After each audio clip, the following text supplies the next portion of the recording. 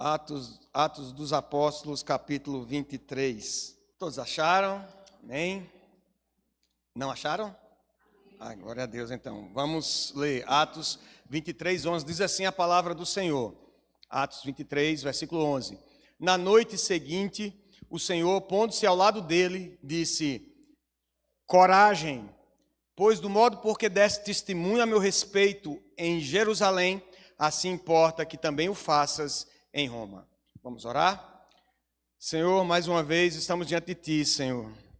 Ousamos, pelos méritos de Cristo Jesus, conquistados na cruz do Calvário, pela Sua obra, a Sua vida derramada ali como oferta pelo nosso pecado, em obediência ao plano do Pai, nós temos essa ousadia, Senhor, de nos achegarmos diante da Tua palavra, que é santa, que é poderosa, que é capaz de mover os nossos corações, no sentido de indicar a Tua presença, de fazer brilhar a Tua luz nos nossos olhos obscurecidos, Senhor, pelo medo, pela timidez, pela falta de fé.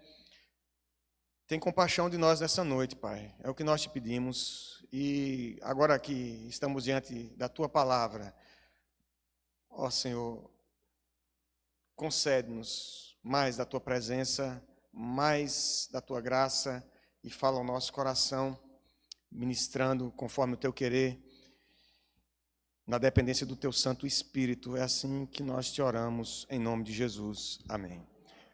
Bom, meus amados, como eu já cansei de compartilhar com os irmãos, né? Há pouca coisa de original nos meus sermões.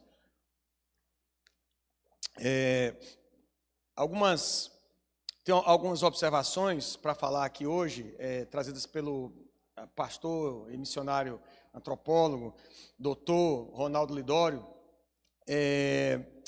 uma vez que a gente está no mês em que a gente está tratando sobre missões. O mês de agosto a gente reservou para falar sobre missões.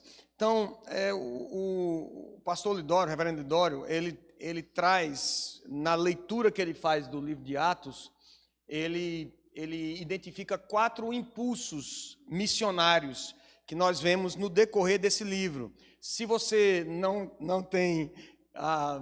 está estudando nenhum livro da Bíblia, eu convido você a estar conosco no domingo pela manhã, a fazer logo o marketing aqui. Domingo pela manhã, às 10 horas, na Escola Bíblica Dominical, a gente está estudando o livro de Atos aqui na classe dos adultos. E o reverendo Ronaldo Lidório, ele disse que há 4 impulsos missionários nesse livro, que dá para a gente identificar. O primeiro é o impulso da espiritualidade, que a gente vê lá em Atos capítulo 2. O Espírito Santo desce sobre aqueles homens, naquela forma de fogo, língua de fogo, acontece todo aquele momento espetacular da obra do Espírito Santo na vida deles, e Pedro faz um primeiro sermão, e milhares ali se convertem ao Senhor, e dali o evangelho começa a ser pregado, o start da igreja. E tem um segundo impulso missionário no livro, que a gente vê que, para além do impulso da espiritualidade, é o impulso do sofrimento, que a gente vê a partir do capítulo 5, em que judeus, especialmente Herodes, ele começa a perseguir alguns da igreja. No capítulo 8, essa perseguição, ela chega no clímax da morte de Estevão. E a igreja sofre, a igreja lamenta, a igreja chora ali a morte de Estevão, mas a palavra diz que enquanto a igreja passava por esse sofrimento, essa perseguição, o evangelho se divulgava, a igreja caminhava e continuava pregando. Enquanto Paulo assolava a igreja continuava avançando. Então, o segundo impulso seria o impulso do sofrimento. O terceiro impulso é o impulso do envio missionário. E a gente chega agora no capítulo 13 de Atos dos Apóstolos. Saulo, já convertido, ele tem sido discipulado por Barnabé, e ele vai para a igreja, fica congregando ali na igreja de Antioquia, que tinha uns feras ali na palavra do Senhor, homens cheios do Espírito Santo, o próprio Barnabé, o Saulo, e eles resolvem, então, ali, orando ao Senhor, resolvem enviar Saulo e Barnabé. Aqui a gente podia fazer um sermão sobre esse texto, né? Uma tentação, fazer um sermão sobre o texto lá de Atos capítulo 13, verso 2. Porque hoje em dia, quando a gente pensa assim, é uma igreja grande, igreja que tem muita coisa, tem muito ministério, a gente procura um melhor pastor para pastorear. A igreja média tem alguns ministérios, você procura um pastor bom. A igreja pequenininha, você procura... Qualquer pastor serve para pastorear lá. E para missões, aí, aquele que não serviu para nenhuma delas, aí você joga para o campo missionário para fazer missões. Mas não me parece ser essa a técnica escolhida pela igreja de Antioquia. Não parece essa o princípio aqui. Eles escolheram os melhores, porque para ir para o campo missionário, você tem que estar preparado. E aí o pastor Ronaldo Lidório, ele tem uma frase muito interessante, que ele diz assim, não envie para longe quem não é bênção perto. Que às vezes a gente, não deu, o seminário não dá certo, vamos mandar ele para missões. Não, meu irmão, não envie para longe. Se o irmão é problemático aqui, se o irmão está com dificuldades aqui, então é melhor ele ser tratado aqui, cuidado na igreja. Mas para o campo missionário tem que enviar quem é bênção aqui perto, aí a gente envia para longe. E um quarto impulso, além da espiritualidade do sofrimento do envio missionário, a partir daí começam as viagens missionárias de Paulo e Barnabé, nós temos o quarto impulso, é o impulso da multiplicação das igrejas, a partir de Atos capítulo 15. Paulo, ele tenta ir a algumas regiões da Ásia, da Bitínia, e ele é impedido pelo próprio Espírito Santo de Deus, e ele acaba trabalhando, passando um tempo nas igrejas de Filipos, Tessalônica, Bereia, e essas igrejas começam a se multiplicar, de modo que é um outro impulso missionário aí dentro do livro de Atos. E depois disso tudo, Paulo então já tem sido discipulado, já tem feito discípulos, já tem preparado presbítero, liderança de igreja, já tem pregado, viajado, feito missões, e aí Paulo sente no coração o desejo de voltar para Jerusalém. E ele começa essa viagem de retorno e não sem antes ser alertado pelos próprios irmãos da igreja de que o que está esperando ele lá em Jerusalém não é outra coisa senão sofrimento, é cadeia. Eles vão prendê-lo lá, Ágabo, aquele profeta que havia previsto uma fome, ele pega o cinto de Paulo e amarra as mãos e diz, olha, assim vão fazer com o dono desse cinto. E Paulo, ele sabe, ele está indo para Jerusalém, sabe que não é boa coisa que está esperando ele por lá. E eu fico imaginando o que é que passa na cabeça de Paulo. E ele, quando chega em Jerusalém, ele é recebido por Tiago e os presbíteros da igreja, né?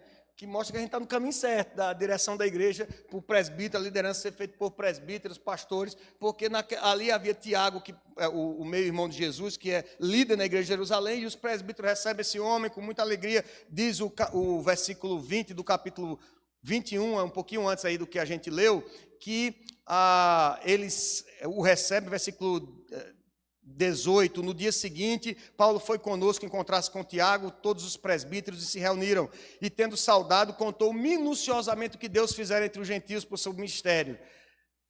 Ouvindo, deram eles glória a Deus. Né? A glória do ministério não era de Paulo, não era de Barnabé, não era de ninguém. A glória era de Deus, pelo que Deus tinha feito na vida de Paulo ali, pelas suas andanças e pelas suas viagens. E aí o pessoal da igreja de Jerusalém aí tem uma ideia, eles vão fazer o seguinte, aqui o negócio não está bom para ti não, porque vocês pensam que essa coisa de fake news é novidade, é coisa de rede social, WhatsApp, mas naquela época já existia o raio da fofoca, a fake news. Veja que os irmãos ali, os presbíteros e Tiago, ainda no capítulo 20, vão alertar Paulo acerca de mentiras que o pessoal tem trazido para a comunidade ali, não só para os irmãos da igreja, mas para fora da igreja, juntando-se com os judeus que já queriam ver a cabeça de Paulo. Então, diz aí o versículo... a continuação do versículo 20, lhe disseram, bem vês, irmãos, quantas dezenas de milhares há entre os judeus que creram, e todos são zelosos da lei, e foram informados a teu respeito, que ensinas todos os judeus entre os gentios a apostatarem de Moisés, dizendo-lhes que não devem circuncidar os filhos, nem andar segundo os costumes da lei. Então, dentro da igreja e fora dela, Paulo era conhecido como o cara que estava fazendo a maior bagunça no meio da religião judaica. Que às vezes a gente olha o relato de Atos e a gente diz, a igreja perfeita. Não era, os irmãos ficaram escutando conversinha dos de fora e dos de dentro, dizendo, olha, esse Paulo aí que está pregando, que está chegando, esse homem é perigoso. E Paulo chega no meio desse clima, nesse cenário. E os irmãos então resolvem fazer um voto. Vamos fazer o seguinte, pegaram 4 voluntários, lá em Números, capítulo 6, a lei de Moisés registrava uma espécie de consagração que você fazia ao Senhor. Você voluntariamente passava ali 7 dias se consagrando ao Senhor em orações, jejuns, avisava ao sacerdote e no final desses 7 dias a sua cabeça era rapada. Eu não sei se dava certo para mim esse tipo de consagração, né? Mas sua cabeça era rapada, os cabelos eram queimados e você recebia parte da oferta de carneiro, de bolos asmos, e ali era um voto de nazireu, que se fazia nesse período de 7 dias de abstinência de bebidas fortes, etc. E aí disseram, vamos fazer isso, a gente vai mostrar que você é um cara consagrado, você respeita a tradição, você respeita a lei, você vai se consagrar. Tem 4 voluntários aqui, e os irmãos foram nessa empreitada de fazer esse voto. Mas ocorre que no último dia, no 7º dia desse voto de consagração, uns judeus que moravam com os gentios na Ásia estão lá no templo e vem Paulo. E eles veem Paulo e eles ficam revoltados e começam a fazer algazarra dentro do templo, dizendo, olha, esse aí é o que faz tumulto, é o que profana a lei. Inclusive profanou o templo, ele colocou gentios dentro do templo, mentindo também. Eles achavam que um cidadão chamado Trófimo, que era grego, estaria com Paulo ali, porque haviam visto esse Trófimo na companhia de Paulo, achavam que ele estava ali, mas Trófimo não estava no templo. Eles foram extremamente zelosos ali em cumprir com a lei de Moisés, mas inventaram mais uma vez mentira, agarraram Paulo, trouxeram para fora do templo e fecharam as portas. Os soldados do templo ali fecharam, os guardas do templo fecharam as portas do templo, ficaram do lado de fora e já estavam para matá-lo, todos com muita raiva de Paulo por ter profanado o templo. É quando essa história, esse motim, chega ao ouvido de um comandante chamado Cláudio Lísias. E ele era um oficial romano, encarregado de 760 soldados da infantaria e mais 240 cavaleiros. Era um homem importante dentro do comando do exército ali, dentro da tropa que ficava em Jerusalém. E ele fica sabendo disso, corre lá achando que é algum tipo de motim e tira Paulo da mão daqueles homens e deixa Paulo falar um pouco. Paulo não consegue ali explicar todo o seu intento. Não é sem esforço que o comandante retira ele dali e pede para que o Sinédrio se reúna no dia seguinte para Paulo apresentar a sua defesa. Paulo diz quem ele é, de onde ele é, mostra suas credenciais romanas, porque o próprio comandante já ia açoitá-lo também. E ele chega, então, diante do Sinédrio, é o capítulo 23, que nós lemos o versículo 11. Diante do Sinédrio, ele começa a falar, ele é recebido leva logo uma bufetada de entrada, para mostrar que o clima não estava favorável. E ele ali, de forma astuta e sábia, ele fala da ressurreição dos mortos e como havia aquela divisão, os saduceus acreditavam em ressurreição, os fariseus não, e eles começam um maior tumulto e Paulo é novamente levado pelo comandante para a fortaleza ali para proteger a vida de Paulo. E aí chegamos no nosso versículo 11, que é exatamente a noite seguinte. Glória a Deus pelas noites seguintes. Glória a Deus pelos dias seguintes. A noite seguinte, o Senhor, pondo-se ao lado dele, disse, coragem, pois do modo porque deste testemunho a meu respeito em Jerusalém, assim importa que também o faças em Roma. João Calvino acredita aqui que Paulo devia estar com muito medo. Ele estava meio meio desnorteado, sem saber direito qual era o próximo passo no ministério dele. Ele já tinha pregado, já tinha feito missões, viagens missionárias, de certo ele não tinha chegado até onde ele queria, que ele queria chegar nas regiões da Espanha, que na visão a missionária da época eram os confins da terra, mas ele já tinha pregado ali por toda a região ali da Ásia Menor, tinha preparado líderes, presbíteros, plantado igrejas, e agora? O que é que vai acontecer? Será que é isso mesmo? Vou ser preso, vou morrer? E uma vez aí nas mãos dos judeus, depois agora nas mãos do comandante romano, odiado pelo Sinédrio. Então, Paulo estava passando por essa situação, temendo pela sua vida e pelo que viria. E por isso era absolutamente necessária essa visitinha que ele recebeu de noite. Essa palavra de exortação. Em grandes perigos, Satanás adquire novos medos, tentando obscurecer as promessas de Deus em nossos corações. É necessário, então, que essas promessas sejam renovadas. Então, é sobre isso que nós vamos falar hoje à noite, é sobre o que é que missões, tudo bem, tem a ver com o apóstolo Paulo, ele fez tantas coisas extraordinárias e pregou a palavra e parecia que nada o deteria, né? Mas o que é que isso tem a ver comigo e com você? Nessa noite seguinte, glória a Deus, porque Deus providencia noites seguintes, em meio a dias de caos, em meio quando as coisas não vão bem, quando tudo parece que está dando errado, quando os planos são frustrados, quando a gente está em dúvida em relação aos planos de Deus para nós, Deus providencia uma noite seguinte. E a primeira coisa que nós precisamos aprender aqui com o apóstolo, e sobre missões para mim, para você, com a vida do apóstolo Paulo, é que nós precisamos crer no Senhor e nas suas promessas. Nós precisamos crer no Senhor e nas suas promessas. Aqui, alguns acreditam que o próprio Jesus, porque o texto fala do Senhor pondo-se ao lado dele, mas de certo que Jesus havia morrido, ressuscitado, subido aos céus, e para que se cumprisse a promessa do Espírito Santo, para que o Espírito Santo viesse. E havia prometido que voltaria de forma gloriosa, mas aparentemente há algumas singularidades no chamado do apóstolo Paulo, no ministério dele. Então, Jesus fala com Paulo, chama Paulo, quando ele está no caminho de Damasco, e o próprio Paulo fala que falou com o Senhor Jesus, e o ministério dele é marcado, então, por essa direção do próprio Cristo.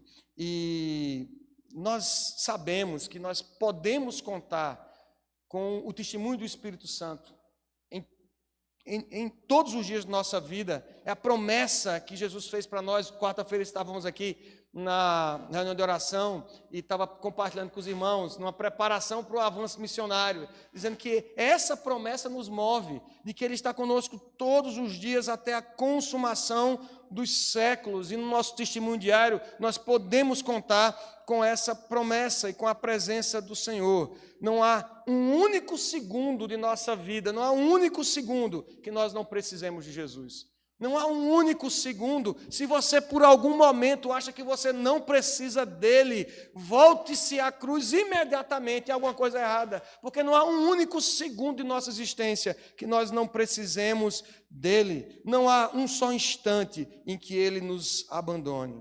Então, meus irmãos, para fazer missões, nós precisamos ter fé no Senhor da missão e crer nas suas promessas, de que Ele está conosco. Nós não estamos, ao fazer missões, fazendo missões, testemunhando do Senhor, nós não estamos atendendo ordens humanas, nós não estamos obedecendo o presbítero, o pastor da igreja, nós não estamos obedecendo a orientação da igreja, nós estamos atendendo ao chamado do nosso Senhor, Jesus Cristo. Então, creia nele, que Ele que chama, Ele que capacita, Ele vai estar com você. O nosso chamado é, então, um chamado de fé. Creia apesar das circunstâncias. Creia. Ah, mas eu estou doente, Tiago. Creia em meio à doença que o Senhor tem um propósito na doença para que você glorifique a Ele e dê testemunho a respeito dEle. Creia em meio à dificuldade. Tiago, está tão difícil a situação. Está tão difícil a dificuldade financeira, a dificuldade de relacionamento. Creia em meio à dificuldade. Creia quando as coisas saírem diferente da forma que você planejou. Creia. Ah, mas eu planejei, estava tudo certo a minha vida de fazer isso. Eu ia, inclusive, estar lá trabalhando no ministério, mas o Senhor não quis, não permitiu que fosse assim. O apóstolo Paulo teve regiões, teve igrejas que ele não pôde fundar, lugares que ele não pôde ir, que ele queria ter ido. Creia. Creia no Senhor, creia nas suas promessas, porque o diabo vai sempre se levantar e uma das coisas que ele faz com maestria é tentar enfraquecer a sua fé. Tentar enfraquecer, sempre tentar enfraquecer a sua fé. O pastor Ronaldo Dória, ainda me aproveitando um pouco dele, os seus ensinos, ele nos dá, diante do exemplo do apóstolo Paulo, ele nos dá 5 formas de nós fortalecermos a nossa fé para fazermos missões. A primeira delas é que nós precisamos meditar na palavra para fortalecer a fé. Se você quer ter sua fé fortalecida, não procure em outro lugar esse fortalecimento. Não procure, muito provavelmente você não vai encontrar nas redes sociais, você não vai encontrar nos jornais, você não vai encontrar em filosofia, mas você encontra em Jesus e na sua palavra o fortalecimento para a sua fé. Então medite na palavra do Senhor para fortalecer sua fé. Se missões é uma ordem do teu Senhor, do meu Senhor, o nosso Rei, o nosso Salvador, e nós temos que obedecer pela fé que temos no seu chamado, então nós precisamos conhecer essa palavra, meditar nela. Nós precisamos ter uma vida de oração. E eu, falando de oração, eu digo que muito mais do que simplesmente as nossas orações costumeiras, né, que a gente costuma fazer quando acorda, quando deita e antes de cada refeição. Ah, eu orei hoje. Dedique-se à oração, dedique-se a conhecer o Senhor, a falar com Ele, a rasgar o seu coração. Meditar na palavra, vida de oração, comunhão com quem conhece a Jesus. Por que é que nós insistimos que você deve fazer parte de uma igreja genuinamente evangélica? Porque você precisa estar com pessoas que têm o mesmo propósito que você para fortalecer sua fé. O que nós fazemos aqui domingo após domingo não é um show musical com uma guitarra, não é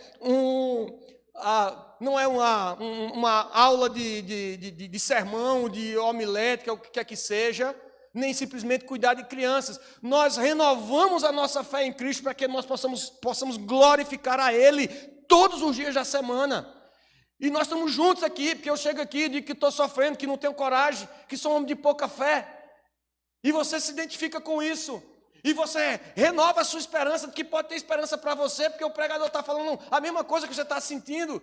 E nós somos renovados pela palavra do Senhor, pela a nossa fé renovada em Cristo. E nós seguimos a caminhada na semana. Então, mantenha comunhão com aqueles que conhecem a Jesus.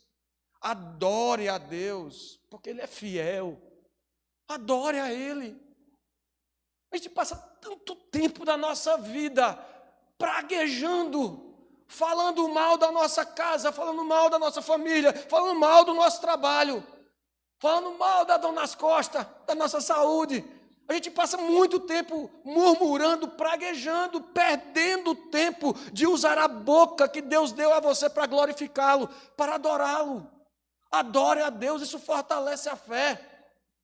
Amanhã, quando você acordar, que você sentir assim, eita, vai começar tudo de novo. Um monte de boleto do lado da sua cama, o trabalho, aquela coisa que não acaba, você termina de trabalhar, no outro dia tem mais. Louve ao Senhor, adore a Ele. E Senhor, como Tu és fiel. Meu Senhor, o Senhor tem me amado.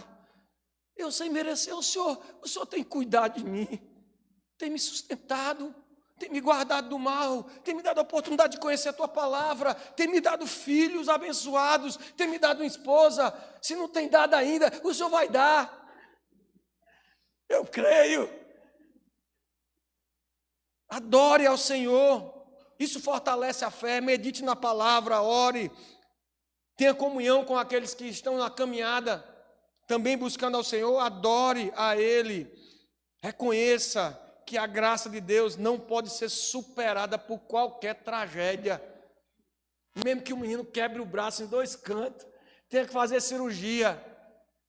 É desesperador, mas a graça de Deus não pode ser superada por nada. A notícia do câncer que você recebeu quando abriu o exame, a graça de Deus não pode ser superada por isso. Creia, adore ao Senhor e compartilhe a fé. Talvez, antes de ir para o avanço missionário ontem, alguns tenham pensado, meu Deus, o que é que eu vou fazer lá? Eu não sei, eu não tenho boca, nem Moisés falou, né? Eu não tenho boca para falar, Senhor, e tal. E você tenha voltado mais abençoado do que para as pessoas que ouviram lá o Evangelho.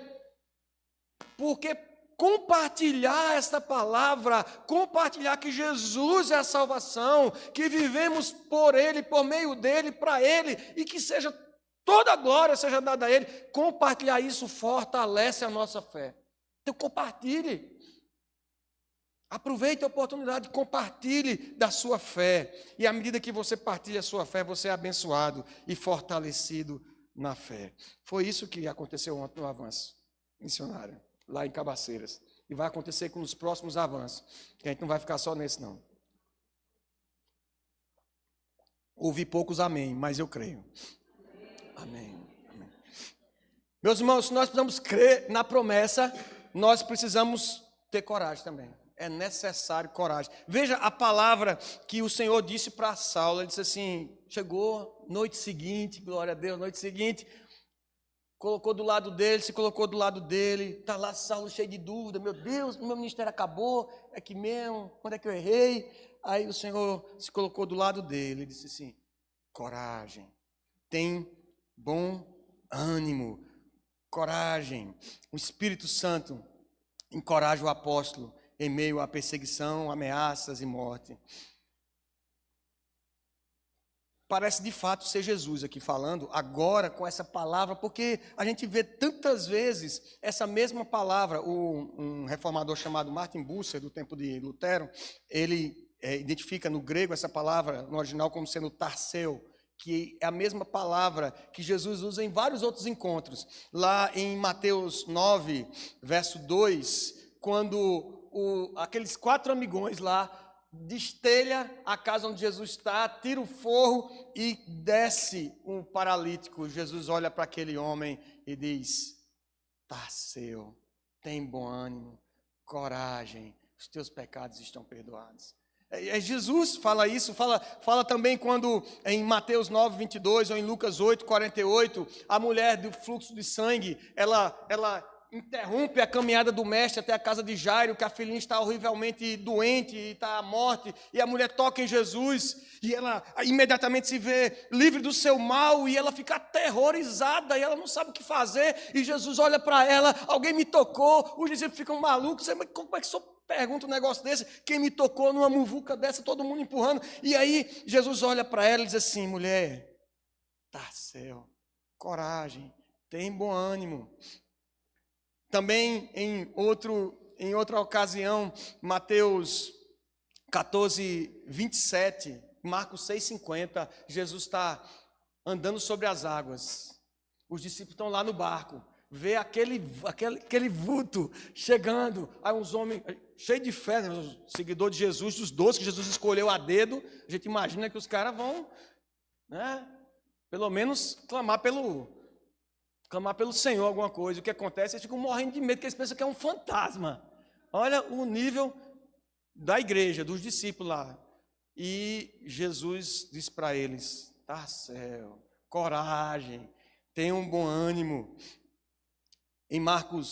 Em João 16, 33, essa é a palavra que quase ao se despedir dos discípulos, Jesus alerta de que no mundo eles passariam por aflições, mas tenham bom ânimo, Tarseu, coragem, eu venci o mundo, o Senhor diz. É promessa do Senhor, é palavra do Senhor. Eu venci o mundo. Tenham coragem. E muitas vezes é o que nos falta, irmãos. Falta-nos a coragem necessária para testemunhar, para falar do amor de Jesus, para falar que nós cremos num Deus que salva, para não compactuar com a injustiça, para não compactuar com a imoralidade, com o mal, porque nós vivemos para servir a esse Deus e falta-nos a coragem necessária. Às vezes nós precisamos olhar para a cruz, voltar-se novamente para a cruz e nos lembrar que Ele está conosco, está do nosso lado, dizendo a mesma coisa. Está céu, tem bom ânimo, coragem, eu venci o mundo. Essa é a palavra do Senhor, muitas vezes que a gente vê na Bíblia, ora exortando a coragem, ousadia, intrepidez. Paulo era um homem que não pedia oração para si. Não é comum você ver Paulo pedindo, orem por mim. Tem aquela história dos 6 horas, né? Dos irmãos 6 horas, que toda vez que a gente encontra 6 horas por mim, 6 horas por mim. Essa é muito velha. Mas Paulo não era assim, Paulo não era irmão 6 horas, Paulo era um irmão que não pedia muita oração para si, mas lá em Efésios, capítulo 6, verso 18 a 20, ele pede para que a igreja de Éfeso ore por ele, para que Deus lhe dê coragem e intrepidez. Coragem e intrepidez. Então, aparentemente, não é algo natural, que você vai malhando na academia e vai dizer, agora eu tenho coragem para fazer missões. Não acontece assim, meus irmãos. A gente tem que pedir a Deus mesmo, tem que pedir para os irmãos orar pela gente, tem que pedir para que Deus nos dê tanto a fé, que é o primeiro ponto para fazermos missões, é um dom de Deus, é assim que o apóstolo Paulo escreve aos Efésios, como também a coragem, nós precisamos pedir a Deus. Não vem da experiência ministerial. Pergunta ao pastor aí, 40 anos de ministério, quantos anos, pastor? Perdeu as contas, já não consegue nem contar. Pergunta se de vez em quando não dá friozinho na barriga, se não tem medo, meu Deus, será que é isso mesmo? Será que é isso que eu tenho que fazer? E agora, o que é que eu faço com a igreja? Às vezes falta-nos a coragem, não vem com a sua experiência de vida, não vem com a experiência de ministério. É o Senhor que nos dá essa ousadia e a coragem pela fé em Cristo Jesus. Então nós devemos e precisamos pedir ao Senhor que nos encha de coragem para viver e pregar o Evangelho de Jesus. E eu gostaria de lembrar os irmãos de alguns exemplos de coragem. Os moravianos, século XVIII, o Senhor abençoou aqueles irmãos ali com o poder do Espírito Santo, de forma que esses irmãos oravam 24 horas por dia, era um terminando de orar, o outro começando, e oraram por quase um século. Orações 24 horas por dia. Esses irmãos mandaram missionários, centenas de missionários pelo mundo. Ana Judson, falei um pouco sobre o filho dela na reunião de quarta-feira, reunião de oração. Ana Judson orava para que Deus mandasse um missionário para a Birmânia. Também, final do século XVIII. E no comecinho do século XIX, Deus manda um missionário, o filho dela, Adoniran Judson. E esse homem prega ali na Birmânia. Os biógrafos dizem que ele perdeu a sola do pé, de tanto que ele caminhava pregando. E ele prega por 18 anos, não se converte praticamente ninguém. A missão quer chamá-lo de volta. Diz, olha, não dá certo, esse homem vai ter depressão no campo. 18 anos, chega, abre a igreja e eles só saem daqui quando Deus completar a sua obra. E a Adoniran Judson termina o seu ministério ali naquele país, na Birmânia, preparando dezenas de pastores, mais de 70 pastores, centenas de igrejas, de modo que hoje a Birmânia, a atual Mianmar, é um dos países mais fechados ao Evangelho. Mas tem quase 4 milhões de cristãos. Como se explica isso? A coragem que Deus deu a um homem para pregar o Evangelho. Eu vejo mais de um homem aqui capaz de fazer isso. Ellen Roosevelt, 1953, se voluntariou para trabalhar no Congo, médica e missionária. ela funda um hospital que depois é destruído, ela é presa, passa um bom tempo presa lá, além de maltratada, ela é abusada sexualmente, ela volta para a Inglaterra, os dentes todos quebrados,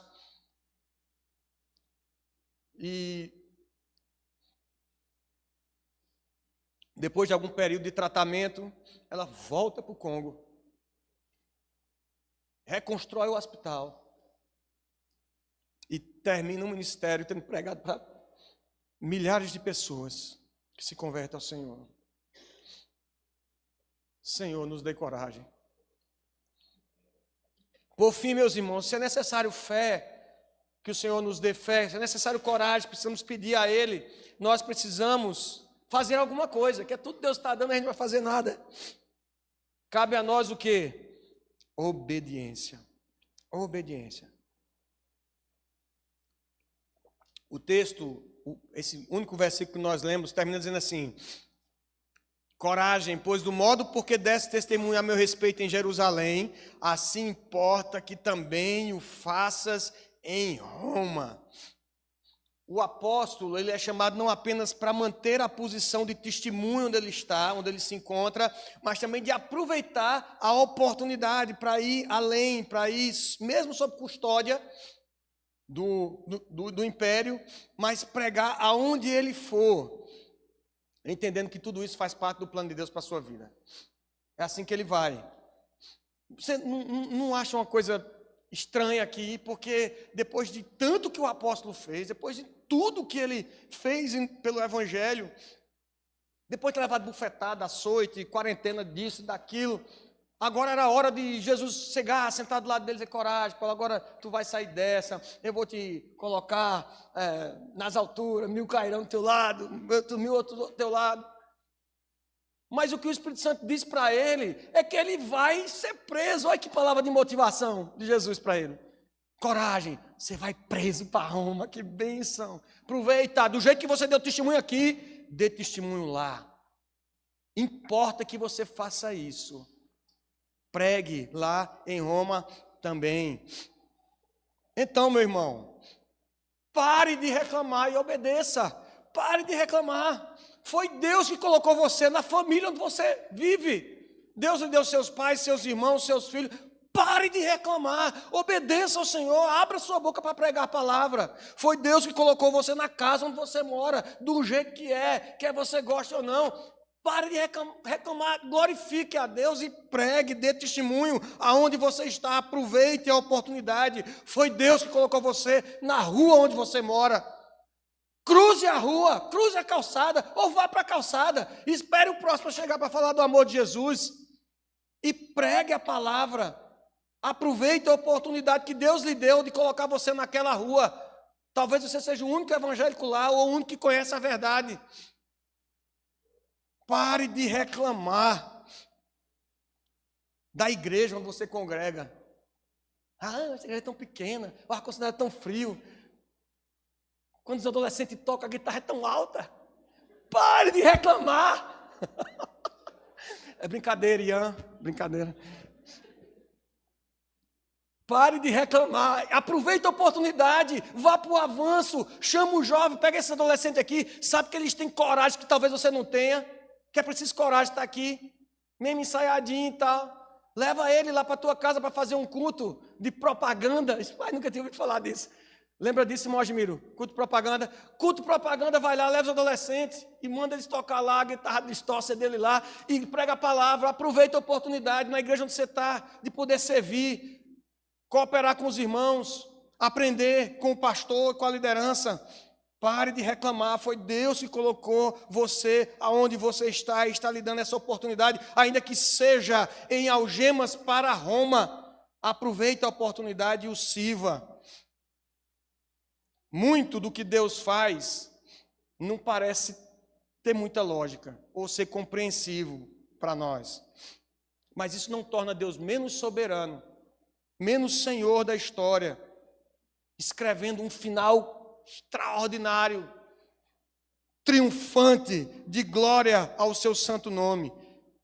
Deus chama a quem quer para fazer a sua obra. Aí de repente você está ouvindo esse sermão e diz assim, tem água extra aqui. E diz assim, não é comigo não essa palavra. É para você sim, meu irmão. Porque Deus chama. Acabei de falar que os planos de Deus parece que não faz muito sentido para a gente. Mas veja, Ele chama pessoas tímidas. A ponto de depois de caminhar um bom tempo com elas, eles olham para Jesus andando, vindo em direção ao barco sobre as águas e pensam que é um fantasma, morrendo de medo. Deus chama pessoas acanhadas, com dificuldade de falar, como Moisés. Senhor, manda outro, eu não. Moisés, é você que vai.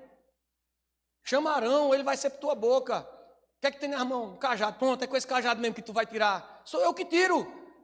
A obra do Senhor, Ele chama acanhados, tímidos, com dificuldade de falar, galileus e letrados, pescadores, rabinos cheios de si, como o apóstolo Paulo. Mesmo que não faça sentido para nós não somos chamados para entender tudo que Deus faz, nós somos chamados para obedecê-lo.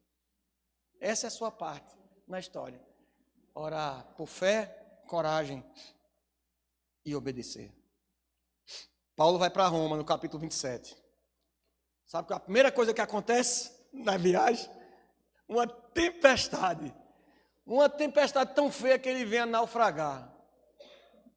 Como, Senhor? Não foi o Senhor que mandou, o Senhor disse que importava que pregasse em Roma, mas ele tinha que fazer uma paradinha em Malta. E os homens do barco não iam parar. Tinha que ser quebrando o barco no meio, para eles descer, para poderem pregar lá em Malta, levar uma mordida de uma víbora. É o plano do Senhor.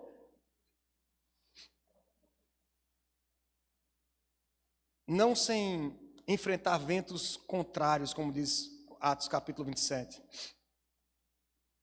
E eu quero dizer aos irmãos que a questão não é não ter sofrimento, mas ter a presença de Jesus.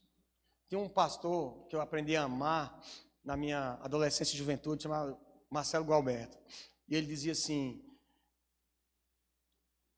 para quem sabe, um pingo é letra. É mineiro ele, tem aquele jeitinho, ele falava assim, lá da 8ª igreja presbiteriana, da igreja do pastor Jeremias. Ele dizia assim, para quem sabe ler, um pingo é letra.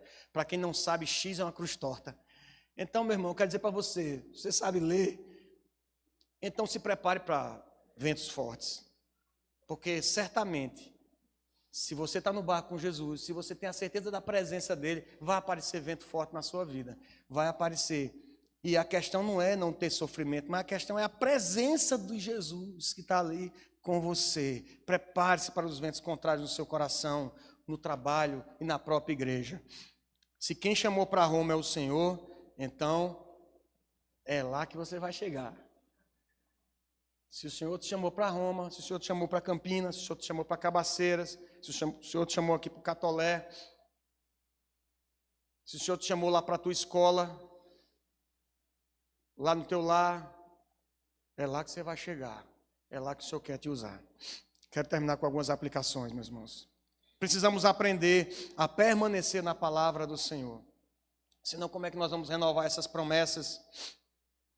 Senão, meditando nelas, através delas, a palavra do Senhor testifica que Ele está próximo de nós continuamente.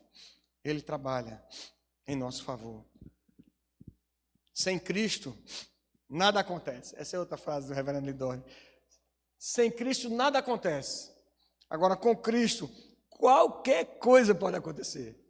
Qualquer coisa, um avanço missionário, uma conversão dentro do seu lar, uma cura, uma palavra de bênção para a pessoa que trabalha com você. Sem Cristo, nada acontece, mas com Cristo, qualquer coisa pode acontecer.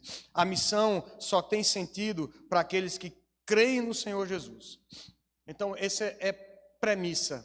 Se você não crê, eu quero lhe convidar nessa noite para que você possa reconhecer que Jesus Cristo é tudo e é só isso. É tudo e é só o que você precisa para fazer missões. É tudo o que você precisa na sua vida. E se você ainda não se arrependeu dos seus pecados, talvez esteja acostumado a vir para a igreja, talvez já tenha até lido a Bíblia, Eu quero dizer que você precisa nascer de novo, importa nascer de novo, você precisa se arrepender dos seus pecados, olhar para a cruz, e a cruz precisa fazer sentido para você, mais do que um significado histórico. Ele precisa dar sentido à sua existência, à sua vida, é por ela que você deve viver. Então olhe para a cruz, arrependa-se de seus pecados, creia que Jesus morreu naquela cruz, para lhe dar não só esperança de eternidade, mas vida em abundância que glorifica a Deus. Arrependa de seus pecados, olhe para a cruz, ela traz sentido à nossa existência. Qual será a sua oração nessa noite? Qual será a sua oração? Será que é crer? Que eu preciso crer. Meu coração está fraquejando, eu preciso crer. Então vamos orar para que o Senhor fortaleça a sua fé. É coragem? Eu preciso de coragem. Vamos orar para que Deus nos encha de coragem, ousadia, intrepidez para pregar essa palavra, para testemunhar do seu amor. É força, é ajuda na nossa falta de fé para obedecê-lo, porque você é relutante, mesmo sabendo o chamado que Deus tem para a sua vida, você está relutando em obedecer. Então vamos orar ao Senhor. Vamos pedir ao Senhor que Ele nos ajude, tenha misericórdia de nós e nos mova em obediência para a glória do seu nome. Amém?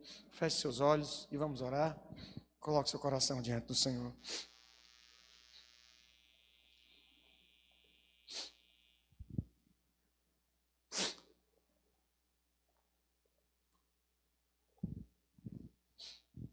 Senhor nosso Deus,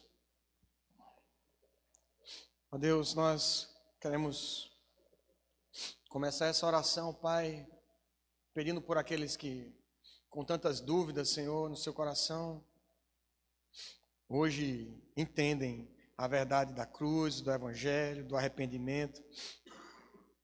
E nessa noite, Senhor, querem receber o Teu Santo Espírito através do novo nascimento em Cristo Jesus. Concede, Senhor, a Tua bênção. Concede, Senhor, a bênção do Teu Santo Espírito, visitando, Senhor, esses corações. Ó Pai, também por aqueles que têm fraquejado na fé, Senhor, andado vacilantes, sem entender talvez o Teu propósito, Pai, e tem andado tão tímidos, ó Deus. Fortalece a fé dos irmãos, Senhor. Fortalece a fé do Teu povo. Fortalece a fé da Tua igreja, mesmo em meio a doenças, mesmo em meio a necessidades, a ventos contrários. Em nome de Jesus. Concede também a coragem, Senhor. Coragem que nós precisamos. Concede-nos ousadia, intrepidez e coragem, Senhor, para abrir os nossos lábios, para pregar a Tua palavra em tempo, fora de tempo, para pregar dentro do nosso lar, para dar testemunho e ir pregar a palavra, Senhor, no nosso trabalho, para fazermos outros avanços. Meu Deus, nos ajuda, Senhor, na nossa falta de fé e de coragem a obedecer, Senhor, os Teus propósitos. Nos ajuda, Senhor, em nome de Jesus, a atender o chamado que o Senhor tem para cada um de nós. Alguns aqui chamados para serem pastores, outros diáconos, presbíteros, outros chamados para o campo missionário, Senhor. Em nome de Jesus, fortalece a fé, Senhor. Renova, Senhor, a Tua graça e esse chamado na vida dos Teus eleitos. Que eles possam obedecer esse chamado em Teu tempo e para a glória do Teu nome. É assim, Senhor,